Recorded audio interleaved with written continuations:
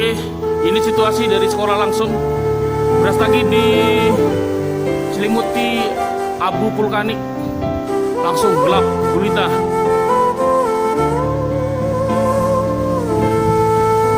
Karena anginnya kencang, pasti abunya ke arah Medan, dipastikan.